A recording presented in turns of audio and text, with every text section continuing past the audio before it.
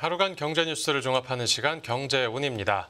서울공화국이란 말이 있습니다. 우리나라의 각종 인프라와 인구가 서울에 집중돼 있다 보니까 생긴 별명입니다. 이 때문에 서울 교통도 항상 정체를 빚어왔는데 정부가 이런 교통 문제를 해결하기 위한 대책을 내놨습니다. 관련 내용부터 홍 기자의 뉴스 포인트에서 다뤄보겠습니다. 지금 자리에 홍경표 기자 나와 있습니다. 안녕하십니까? 안녕하세요. 수도권 교통난이 심각했는데 정부에서 대책을 내놨다고요? 네, 김포 골드라인 지옥철 논란과 항상 막히는 이 서울 도로. 정부가 이 같은 수도권 교통 문제 해소를 위해서 다양한 해결책을 이번에 내놨습니다. 정부가 수도권 광역 급행철도 GTX를 개통해서 수도권 출퇴근을 30분 이내에 가능하겠다 하는 포부를 밝혔는데요. 또 버스를 추가로 투입하고 열차를 늘려서 혼잡도도 낮출 계획입니다. 정리해보면 서울 수도권 교통편을 더 만들어서 속도도 올리고 교통의 질은 높이겠다 이런 구상인 것이죠. 정부는 이 같은 교통 분야 혁신 전략 정책을 내놨는데요. 네. 이번 정책에서 눈에 띄는 점은 역시 GTX입니다. GTX를 통해서 속도 혁신에 나서겠다는 것인데요. GTX에 대한 보다 구체적인 플랜을 제시했습니다. 지금 이 GTX 같은 경우는 그림과 같이 A부터 F 노선까지 지금 계획이 다 있는데요. 그림을 보면 거의 서울 지하철을 하나 더 만드는 수준이라고 볼 수가 있겠습니다. 네. 현실화만 되면 현재 지하철 수요를 상당히 분산할 수 있을 것으로 보이는데요. 이 정부는 GTX 최초로 A 노선의 수서 동탄 구간을 예정대로 올해 3월에 파주 운정 서울역 구간을 연내 개통하기로 결정을 했습니다. 2028년에는 A 노선 전 구간을 완전히 개통을 하고요. 이렇게 되면 파주 운정에서 서울역까지 걸리는 시간이 기존의 최대 70분에서 20분으로 단축될 것으로 예상이 되고요. 절반 밑으로 떨어지네요. 맞습니다. 그리고 올해 초에 착공하는 인천대 입구에서 마석 GTX B노선은 2030년에, 덕정에서 수원 C노선은 2028년에 각각 개통할 예정입니다. 네. 인천에서 서울역까지는 80분대에서 30분으로, 덕정에서 삼성역까지는 75분에서 29분으로 주니까 이 수도권 출퇴근 30분 시대를 진짜로 현실화하겠다는 게 이제 정부의 구상인 것이죠. 네. 그리고 GTX 이 ABC 노선 연장도 추진을 하는데요. A 노선은 동탄에서 평택까지, B 노선은 경춘선을 활용해서 이제 춘천까지, C 노선은 덕정에서 동두천, 수원에서 아산까지 더 있는 계획이죠. 네. 그러면 그 나머지 D, E, F 노선은 어떻게 되냐? 2025년 상반기에 수립되는 5차 국가 철도망 계획에 이제 반영이 돼요. DF 노선 1단계는 이제 윤석열 대통령 임기 내에 예비 타당성 조사 통과를 추진할 계획입니다. 네. 그리고 김포 골드라인 혼잡 문제도 이제 말이 많지 않았습니까? 맞습니다. 이거 어떻게 하기로 했습니까? 정부는 이 김포 골드라인으로 대표되는 신도시 교통난을 해소하기 위해서 맞춤형 대책을 마련했는데요. 네. 이제 광역버스와 버스 전용차로 확대, 열차 투입 늘리기 등이 주요 내용이라고 할 수가 있겠습니다. 네. 우선 이제 김포 골드라인 혼잡 완화 대책을 당장 시행하기로 했는데요. 이제 출근 시간대 광역버스 운행을 80회에서 120회 거의 한 50% 늘리는 것이죠. 네. 그래서 수요를 또 분산을 하고요. 올림픽대로의 이제 시간제 버스 전용차로를 만들어요. 그래서 광역버스 운행 속도도 높입니다. 네. 또 김포 골드라인 열차를 이제 계속 2026년까지 투입을 해서 열차 간격을 3.1분에서 2.1분으로 단축할 계획입니다. 네. 그리고 김포 골드라인뿐만 아니라 수도권 전반의 교통난을 해소하기 위해서 2층 전기버스와 수요 응답형 버스, 좌석 예약제 확대, 급행버스 도입 등에 나설 계획입니다. 네. 그 철도와 도로 지하화하는 이야기도 꾸준히 나오지 않았습니까? 그렇죠. 네. 지하로 교통이 이제 추가로 들어가게 되면 교통이 분산되기 때문에 어떤 교통 체증을 완화할 수가 있죠. 그리고 이제 지하와 공간을 활용할 수도 있어서 계속해서 철도와 도로 지하화 이야기는 나오긴 했는데요. 네. 과거에 공약으로 제시되기도 했고요. 경의선을 지하화한 이제 연트라파크의 경우 지하화에 상당히 성공적인 사례라고 볼 수도 있겠습니다. 이번 정부에서 구체적으로 지하화한 안을 내놨는데요. 도로 정체가 심각한 김포에서 이제 서창까지의 수도권 제1순환도로, 용인에서 서울까지 경부고속도로, 인천 경인고속도로 등에서 2026년부터 지하화 사업 착공을 단계적으로 추진할 계획입니다. 네. 도로의 경우에 이제 만성적으로 항상 밀려 있지 않습니까? 이걸 해소하기 위해서 전반적인 용량 확장에 중점을 두고 지하화를 추진합니다. 네. 그러니까 도로를 밑에 두고 위에도 둬서 좀 교통 체증을 완화하겠다는 것이고요. 뭐 철도의 경우는 이제 지자체가 제안한 사업 중에서 이제 완결성이 높은 구간을 이제 선도 사업으로 선정해서 기본 계획을 수립할 예정입니다. 네. 서울에서는 경부선, 경인선, 경원선 등이 검토가 되고 있어요. 만약 이제 실현이 된다면 도심 공간 활용도가 상당히 높아질 것으로 예상이 됩니다. 네. 그 정부는 이제 지하로 만들어진 공간 위쪽에는 뭐 주거와 산업, 문화가 이게 융합된 이제 혁신 거점으로 조성을 할 계획이고요. 이 선로 이제 주변에 노후화된 지역 같은 경우에는 철도 부지와 함께 통합적으로 재정비에 나선다는 구상입니다. 네. 이제 수도권은 그렇고 지방 대도시 교통 계획은 어떻게 됩니까? 이 수도권과 지방의 어떤 격차를 줄이기 위해서 지방 대도시권에는 GTX와 이제 같은 수준의 땡땡 TX를 도입하기로 했습니다.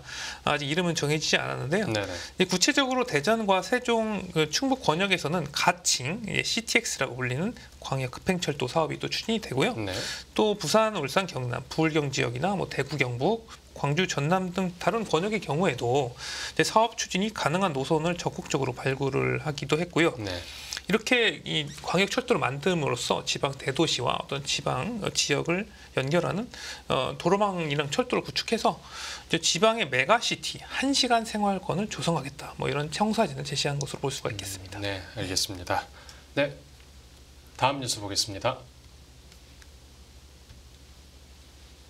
네, SK 하이닉스 5분기 만에 흑자 전환 성공.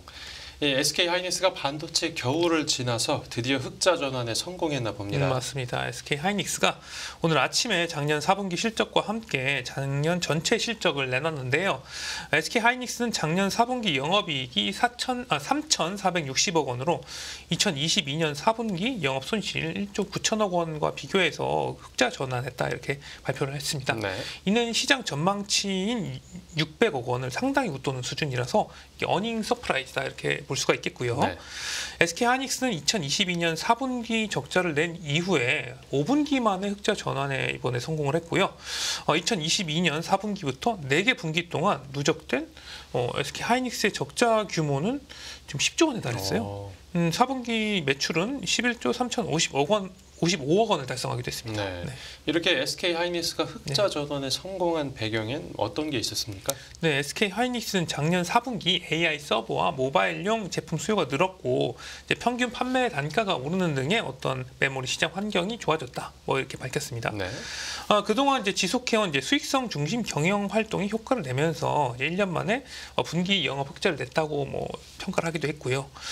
작년 4분기는 영업 흑자를 냈는데 작년 전체로 봤을 때는 SK 하이닉스가 영업 손실을 봤어요. 네. 작년 연간으로는 영업 손실 규모가 7조 7,300억 원으로 2022년 영업이익 6조 8천억 원과 비교해서는 대규모로 적자로 전환된 것으로 볼 수가 있고요. 예. 연간 매출은 약 32조 7천억 원으로 전년 대비 한 26%가량 줄었습니다. 네. 글로벌 경기 침체에 따른 이제 스마트폰과 PC 수요가 상당히 부진했지 않습니까? 이에 따라서 뭐 메모리 반도체 공급 과잉 현상이 또 발생을 했고 또 가격도 떨어지면서 지난해 전체로 봤을 때는 상당히 힘든 모습을 보였고요. 네.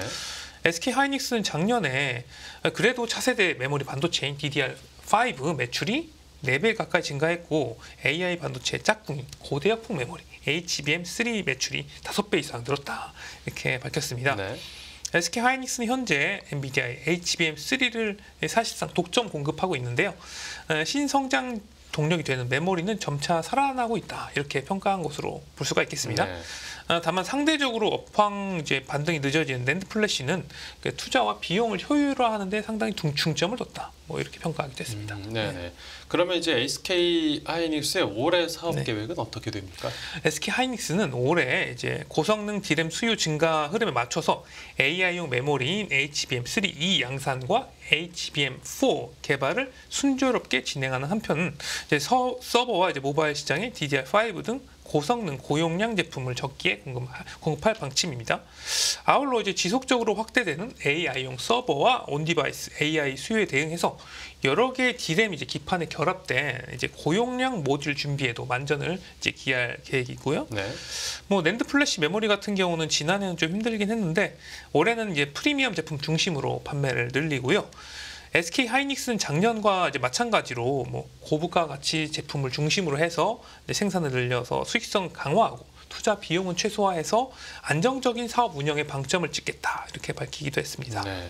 SK 하이닉스가 실적 네. 설명회도 진행을 했는데 네. 거기서 내놓은 전략은 어떤 게 있었습니까? 네, SK 하이닉스는 오늘 이제 실적 발표 후에 이제 기관 투자자들을 대상으로 컨퍼런스 콜 이제 설명회를 열었는데요. 이 자리에서 올해 메모리 수요 회복에 발맞춰서 감산 규모를 점진적으로 조정하겠다 이렇게 밝혔습니다. 네. 지난해는 메모리 업황이 좋지 않자 공급 과잉 우려에 감산에 나섰는데 이러한 기조를 바꾸겠다 뭐 이런 것이죠.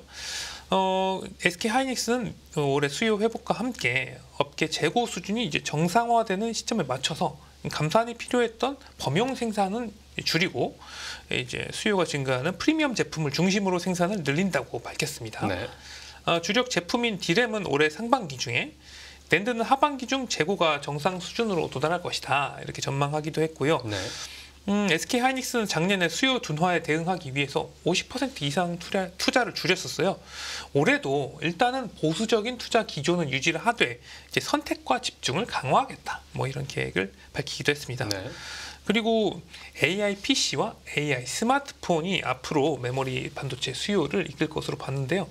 요즘에 주식시장 보면은 AI 기업들이 주식시장을 또 이끌고 있지 않습니까? 이런 뭐 우리도 이렇게 미래가 밝다 뭐 이렇게 좀 강조하는 것으로 보이고요. 네.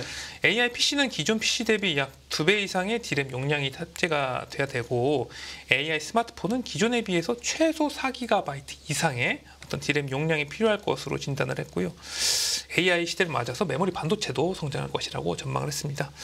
고부가 가치 중심 매출을 우선시하고 수익성 확대에 주력하겠다고 강조하기도 했죠. 네, 알겠습니다. 네, 오늘 뉴스 포인트는 여기서 정리하죠. 잘 들었습니다. 감사합니다.